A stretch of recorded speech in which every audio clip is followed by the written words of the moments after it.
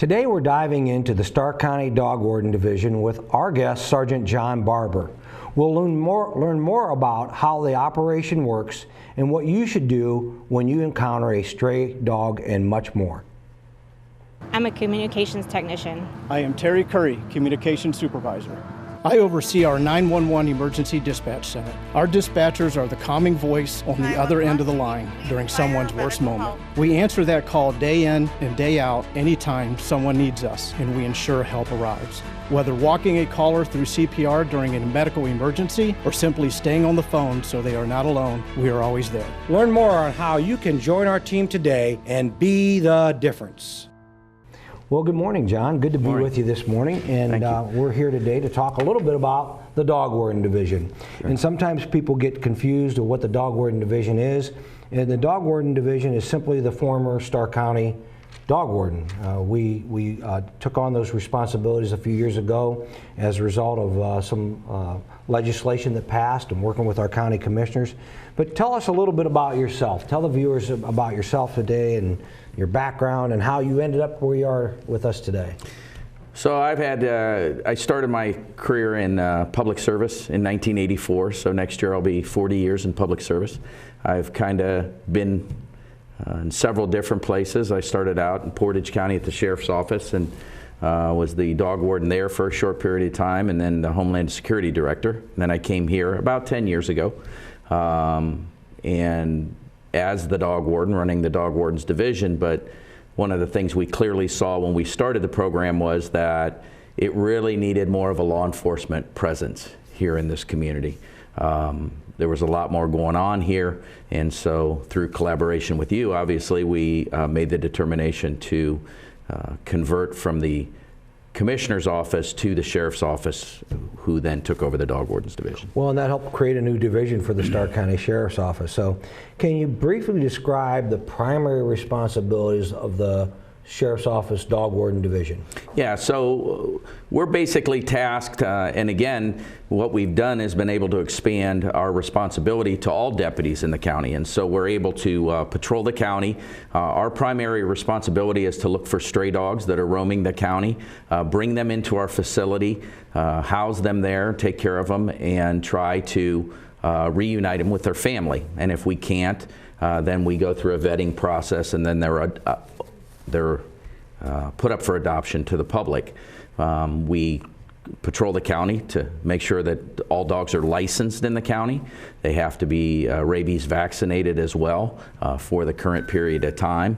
And we do criminal investigations as well now, which for cruelty, abuse, and neglect, when the Humane Society, it kind of becomes more than they can handle, then we take on those responsibilities. So I think it's important to note that in 2019, there were some changes in the Ohio legislation that allowed for counties to enter into a partnership, if you will, or an agreement with the county sheriff to oversee the Dog Warden Division. And I know it was around that time, spring of 19, that we did that here in Stark County. Right, that's correct. And so we've been with the Dog Warden Division since 2019, and we have it's a great opportunity for us to get out in our community and service the people in our community as the Dog Warden Division. I think it's great to acknowledge the Dog Warden Division was recently recognized by an organization, Best Friends, the Save Them All Network, as a 2022 no-kill shelter. You know, we talked a little bit about that before the show today, and it's pretty significant when you know, the Best Friends Network presented us with certification as a no-kill shelter in 2022, and I think we're in a line for 2023 to be there again. And you have to have a 90% or exceed a 90% save rate. Correct. And I know we checked our numbers and we were above that 90%. And it's something that we strive to accomplish each and every year. So tell us a little bit about how you accomplish that. Well, it really is a community endeavor, to be honest with you, because again, last year we saw about 1,500 dogs come through the facility over the course of the 2022. Now, we have been very successful in relocating animals with their owners. We, about 10 years ago, started a chipping program. Quite a few dogs in Stark County are now microchipped. So when a dog comes in, that's the first thing we do is we scan them to see if they're microchipped. And if they are, then we make sure we reach out and notify the owner and get them back to them. We see about 350 to 400 adoptions a year. Those are dogs that come in. And we use the term stray dog, but realistically it's an owned dog that isn't being redeemed. And so once we meet the mandate, which is 72 hours for a person to redeem their dog if there's no license and no microchip and no way to identify that dog, we post it on social media and nobody comes forward. Then we have a vetting process. We work with Alter Clinic and Humble Creatures here in Stark County. And we get those dogs fully vetted, spayed and neutered, microchipped, rabies vaccine. They're tested for heartworm and Lyme disease. That dog then comes back and becomes available to the public. And the public here in Stark County has just been amazing about coming and adopting dogs from us. We're very successful, and because we're so successful in getting dogs back to their owners and getting adoptions, then the only dogs that we see that we may have to make a decision to euthanize with a vet is dogs that may be sick or injured when they come in, or dogs that are so fractious and aggressive that they couldn't be returned to the public. Well, John, that's a lot of information. Let me back that up a little bit and try to break it down a little bit for our viewers today. So what you're telling me is that if we have a dog that comes into our shelter, kennel, that we go through a process of making sure that that dog, first of all, has a clean bill of health. Correct. Has all their appropriate shots. That's correct. And is spayed or neutered before we adopt it out. That's correct. And lastly, that dog is microchipped so that if that dog does separate from their owner, we can identify the owner and get them back with the owner. Is that correct? Yeah, because what we notice the vast majority of the time is dogs that come into our facility, and when owners redeem them, we're finding that they either lose their collar, they lose their tag, and so that dog license, which is mandatory in the state of Ohio, every dog over 3 months of age has to have a valid license in the state of Ohio. But most times those dogs may lose that metal license, or it didn't get put on the dog. But that microchip is a way to immediately identify that dog and who it belongs to and get it back to the owner.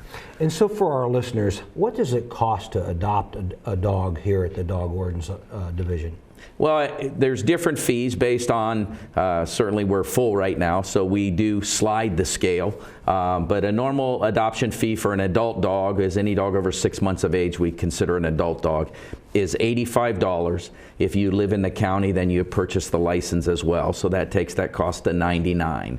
If it's a puppy, it's $136 because there's more things that we do with the puppies than we do with the adult dogs. I see. And then also you would purchase a $14 license as well, which would bring that to $150. Okay. And so what I'm hearing is that if it's a puppy, it could be up to $150. Correct. An adult dog is around $100. Right around. But with that, they get the medical screening, Yeah. spayed and neutered. Correct. Okay. A dog with a clean bill of health, Correct. right? And the dog also is microchipped so that if it separates from the family, we can find that dog's home. Correct. And get them back with their family. I think it's a pretty good bargain. Well, and we also have, again, because we have organizations who support us and people who support us, they go home with a go-home bag and it has treats and toys. And, you know, we want that dog to be successful when it gets to that new home. And we know that it's coming from a stressful environment. We also know that we don't have a lot of history on that dog. So we're trying to make it as successful on the front end for those people and educate them as to what to expect when they get a dog who's coming out of a facility like this.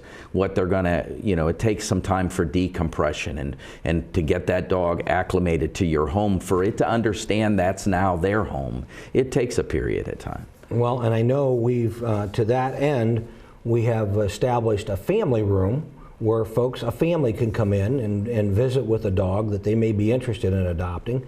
Talk to us a little bit, let our viewers know a little bit how that works. Yeah, so we have the visitation room that we, when we did the renovations a couple years ago, it was critical to do that. We needed a place where we could move a dog into a quiet area with the people who are interested in adopting and put them in that setting. They wouldn't be on a leash, where they would have a little more ability to react and interact with the people in a different setting away from the noise of the other dogs and that type of thing. In addition, we also built an enrichment, what we call an enrichment area. It's an outside area, same situation where people can go and interact with the dog. And the kids from the Massillon High School construction program built us a bunch of different climbing things for the dogs, so it gave them something to do to keep them stimulated and motivated. Right. Well, that's great, and we thank them, the folks from the Massillon Construction Trades, for doing that for us. Can you talk to us a little, let the viewers know a little bit about what's the staff look like? You must have about 10, 15 people work down there and do all this. Well, you would certainly hope so, but that's not. What we do have, actual staff, we have two officers, myself and one other deputy, who handle the office and the intake dogs, and we have to go out and handle cases when dogs are running. We can get into that a little bit in a minute, but we then have a full-time canine tech, and that person kind of oversees the office and adoptions and redemptions. And then we have 3 part-time canine techs who take care of the animals that are in the facility, and sometimes we're at 60 now, so that's a pretty big task to take on. Well, and I know you mentioned earlier about our contractual agreements with some of our veterinary providers that help us with the services we need for the animals that we have in the shelter. So we have that as well. But pretty amazing when you think about it. You have 3 full-time employees and 3 part-time employees that run that entire facility. That's a great job. We appreciate the work that our team's able to do down there under your leadership. Right. I'll talk a little bit about where we are as a shelter. We talked about getting recognition for being a no-kill shelter, but I think it's important to talk a little bit about some of the investigations we do. And so I know you and your partner, both of you are certified deputies with the Sheriff's Office, and talk a little bit about some of the investigations that you guys get involved in. Well, and again, the main task that we do is we go out when someone calls. Deputies on the road pretty much pick up stray dogs that are confined and bring them to our facility if they're not fractious. We would get involved in cases where a dog's running loose and you're not able to capture it. We have several different methods that we can try. We have obviously live traps that we use to bait and try to catch a dog that way. But both me and the other officer are certified in chemical capture, so we have the ability to go out and perform chemical capture to capture these animals if we need to. We do bite investigations, so if an animal has bitten and it's a stray dog, then we would go out and do the investigation, try to catch that animal to put it into quarantine, or try to figure out who it belongs to and return that. If a dog is running at large, not under control, if a dog has no license, then we would issue citations for that. Sure. But as a deputy, we've been able to expand, obviously, what we could do under the revised code for the dogs, what the dog warden could do. And we've been able to do some criminal investigation on cruelty and abuse and neglect. We had a felony case where a person shot a dog, and we were able to determine who that was, hold them responsible, and they were convicted for felony animal cruelty. So. Yeah, and I think it goes without saying, you mentioned earlier that prior to being associated with the Sheriff's Office, there was only 2 of you, or 3 of you maybe, that went out and did these investigations. Right. And now with the value added with having deputies on the road that can help, that I think we've seen significant stride in relocating the owners and bringing those people back together. Yeah, it's really been a quicker process because it happens in real time. Before the Sheriff's Office took over, officers weren't on the road after hours, so those dogs would sit longer with the person who found them, or may be running longer, and it took longer to capture that dog to try to get it back to the owner. Sure. So they could go a farther distance from their home. So. Absolutely. Hey, it's not an easy job, but serving our community may be one of the most rewarding. A career in law enforcement brings new experiences and challenges every single day, and we are looking for strong leaders to join our team at the Stark County Sheriff's Office. Deputies, corrections officers, clerks, and more. We train for excellence, and we hire for character. One of our open positions may be perfect for you. I'm Major C.J. Stantz. Serving as a deputy includes a variety of duties. The job is challenging, always changing, and truly rewarding. I am Terry Curry, Communications Supervisor. Our dispatchers are the calming voice on the other end of the line during someone's worst moment. We are always there. I'm Lieutenant Jeff Beck. Being a corrections officer isn't easy. The job is tough and it tests you every day. Every officer that works in our jail is making a difference. I'm Sheriff George Maier. Learn more on how you can join our team today and be the difference. Well, welcome back, John, and we're having some great discussion today about the Stark County Dog Warden Division, and I think it's really important that we talk a little bit about, you have a limited staff there, yes, and we know that, but we're not able to do this work without what? Some collaboration, some partnership with folks in our community. We have Friends of the Pound, we have volunteers. Can you talk a little bit about those groups that help us? So when we talked earlier about the staff that we had, it was important to mention that we have a volunteer organization that's just second to none. These folks come in, they give of their time to socialize these dogs and to keep them active so they become better pets and better opportunities for adoption. And it's just a huge community engagement. It allows for us to have community outreach. These folks do videos and they'll post them on their social media of the dogs when they're interacting with them. Friends of Stark Pound is a not-for-profit organization that was established several years ago, quite a few years ago, by Margie Seary, and they collect monies to help offset our costs for medical expenses. They hold fundraisers throughout the year. They actually are the people who handle the social media page that says Dogs at the Stark County Dog Warden. Whenever we bring a dog in, they photograph it, they post it on there to get it out to the public that we found the dog.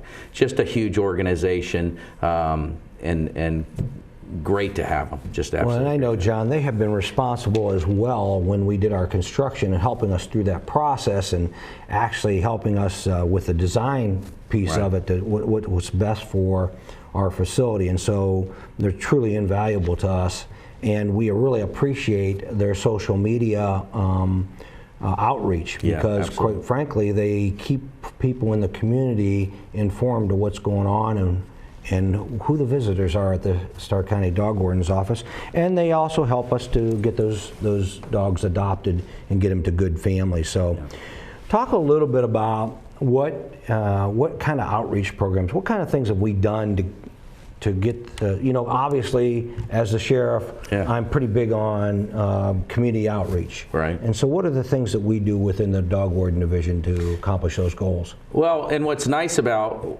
the fact that this organization, the Sheriff's Office, is a community policing oriented organization, it gives us many, many opportunities. So whenever the Sheriff's Department has some community project that they're doing, they notify the division, we send dogs out.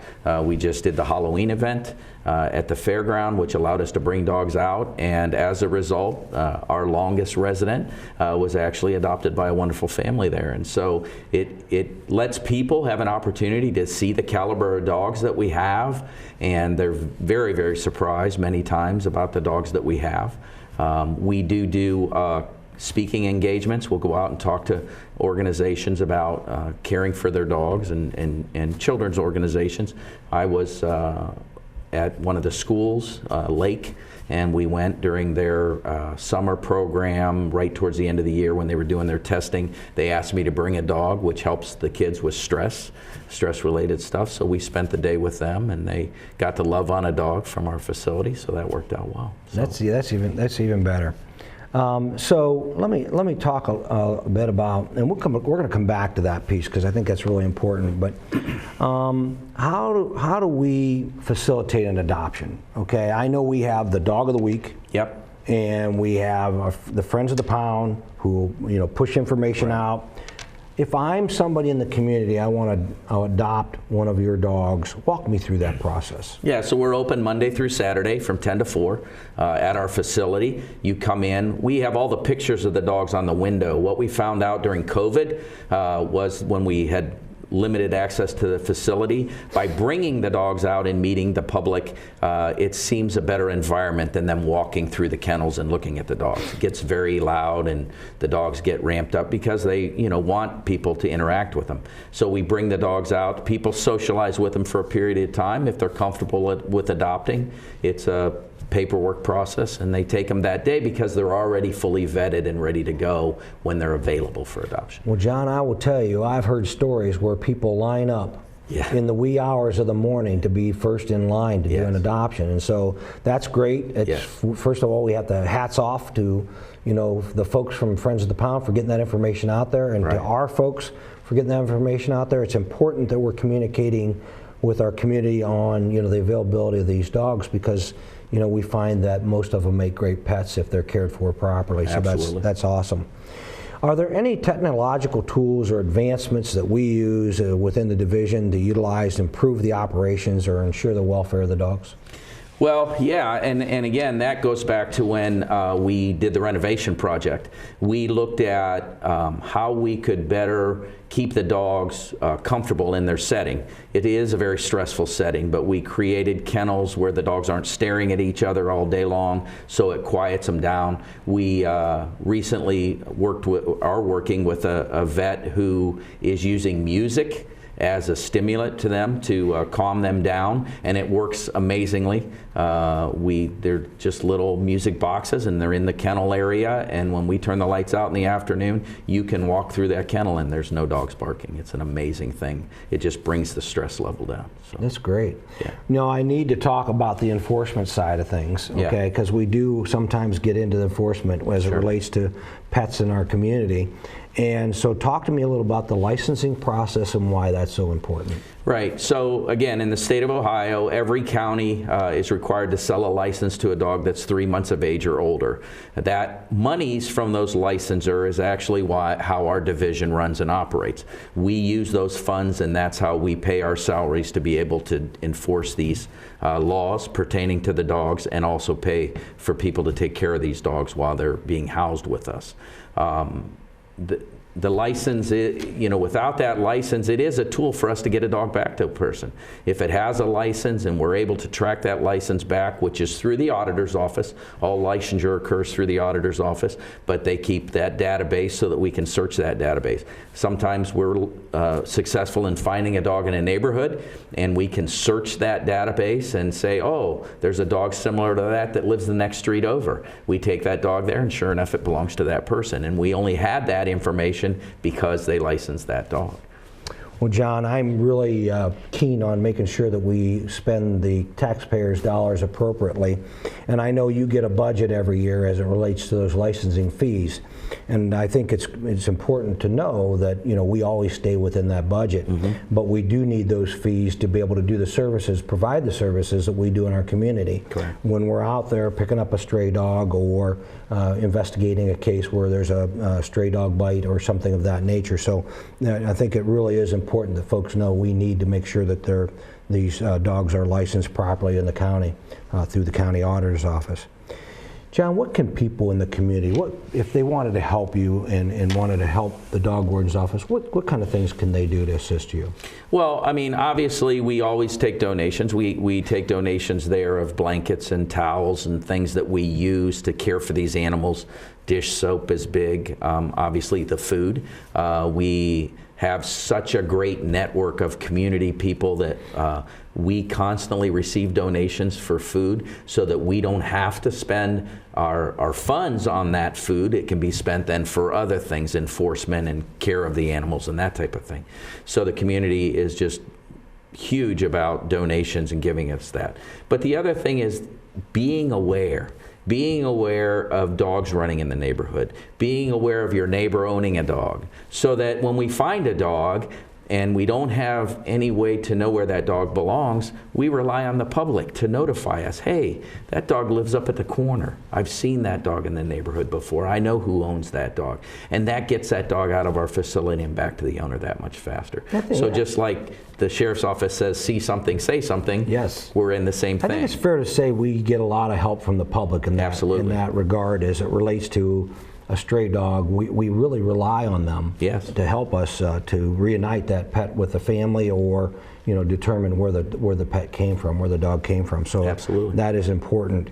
Now, people like to volunteer, and how can people volunteer, John? So again, we have a network of many volunteers, and what those folks do is they come in and socialize those dogs. They walk them around the facility, they play with them inside the enclosures, and we do an orientation program.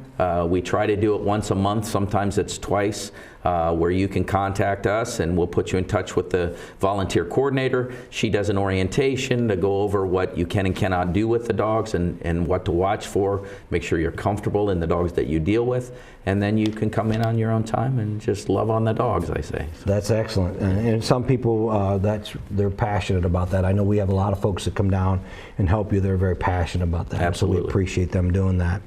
And so, you mentioned earlier that you do go out in the community, and I think it's a good time to mention to our community, folks listening today, if there's a need that somebody wants us to come to a school or go to an event, we're able to do that. Reach out to the Dog Warden Division and schedule that with you. Absolutely. And so that we can get out there in the community, you can help us in that regard, and that we can get the opportunity to get some of these dogs out there where they can be seen.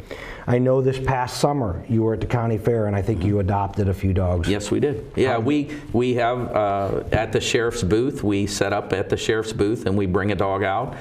We try to bring one out every day. And again, it's important for the public to see, as you alluded to earlier, about being good stewards of that agency. We want people to see the caliber of dogs that we have. We want people to say, hey, we're doing everything we can to try to get these dogs out of there. And that includes going out to public events and trying to get rid of the dogs. Absolutely, and we appreciate you and your team doing that. Thank you. It's important that we're out in our community.